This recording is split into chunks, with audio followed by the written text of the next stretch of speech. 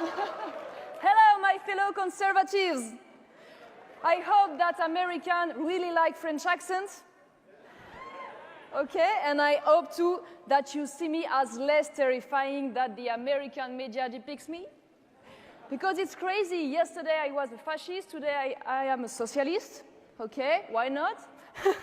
Whatever the media says, it is a real honor for me to add my French voice to this strong sea of patriotic Americans.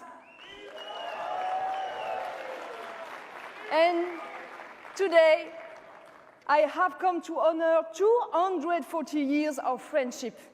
Our friendship began long before the Normandy shores and the trenches of Belleau-Wood, where the echo of your soldiers' bravery still resounds. Our alliance is knit in the quest for freedom. My country, France, was the first country to recognize your independence. It was by French blood spilt on American soil that our friendship began. Today, over 2 centuries later, here at CPAC, we are once again standing side by side in another battle for freedom. This freedom is a gift. Economic and political freedom, freedom of speech, freedom of conscience are our common treasures. After 1,500 years of existence, it's us, the French, who now must fight for our independence. No France is no longer free today. French are not free to choose their policies, whether they are economic, monetary, on immigration, or even diplomacy. Our freedom is now in the hands of the European Union. This European Union is not Europe. It is an ideology that looks only to the future while being contaminated with historic amnesia. An ideology without land, without people, without roots, and without civilization. The EU is in the process of slowly killing millenary nations.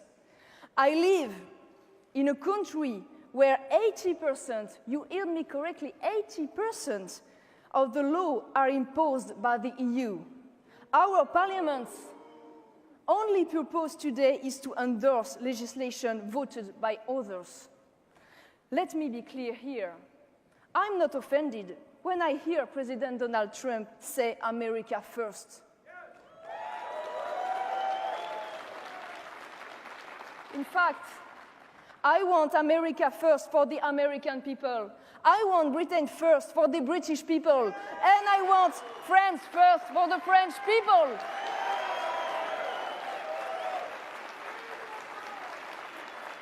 That's why I fight for French diplomacy to keep its unique role, to act as a link between the East and the West. A long history has allowed us to form privileged ties with Africa, with Russia, with Asia, as well as the Middle East. We must be able to keep the ability to decide for ourselves our military and diplomatic decisions. Our forces are complementary. Like you, if we want to make France great again, we must defend our economic interests in the global markets. The EU submits us to unfair competition with the rest of the world. We cannot accept a model that creates slaves in developing nations and unemployed in Western countries. I refuse the standardized world proposed by the EU. I consider that the people have the right to a historical continuity. All I want is the survival of my nation, to be able to pass on not only my tangible heritage, but also my intangible legacy. Vive la France! This young French generation is not encouraged to connect and love this cultural legacy. They are brainwashed with guilt and shame of their country. The result is the development of an Islamic counter-society in France. After 40 years of massive immigration, Islamic lobbies, and political correctness, France is in the process of passing from the eldest daughter of the Catholic Church to the little niece of Islam.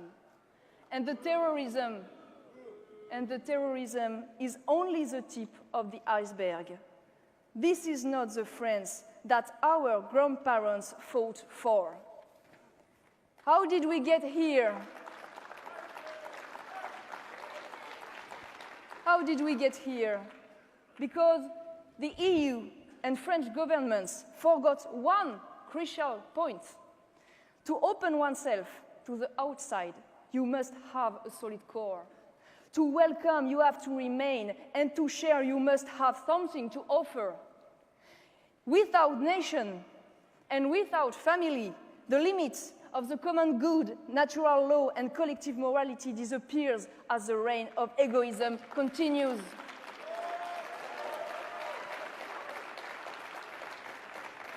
Today, even children have now become a merchandise. We hear now in the public debate, we have the right to order a child on catalog, we have the right to rent a woman's womb, we have the right to deprive a child of a mother or father. No, you don't. A child is not a right. Is this the freedom that we want? No, we don't want this atomized world of individual without gender, without father, without mother, and without nation.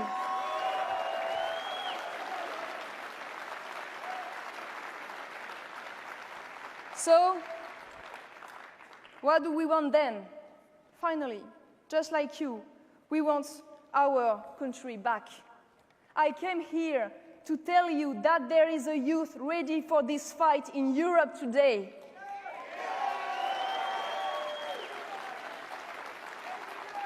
A youth who believes in hard work, who believes in their flag means something, who wants to defend individual freedom and private property.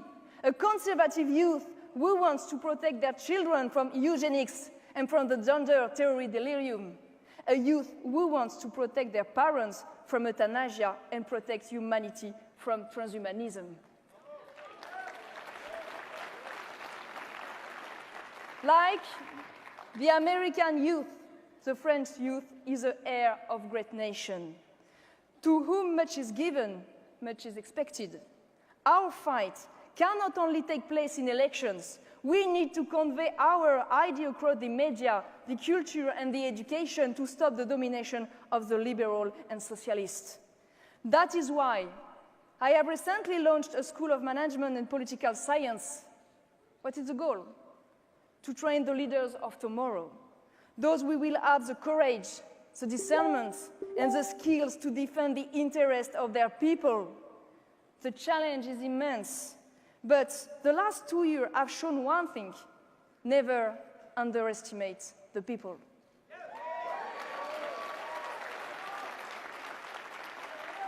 Only a battle unwaged is a battle already lost.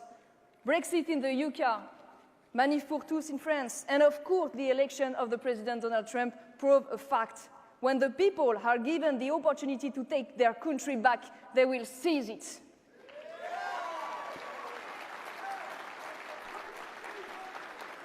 Through your actions and your talent, you have succeeded in putting conservatism right back on the top of the political agenda. Let us build on what you have achieved here, so that on both sides of the Atlantic, a conservative agenda may prevail. I finish with a Mahler's quote that I like very much. A quote which sums up conservative modernity. Tradition is not the worship of ashes, but the preservation of fire.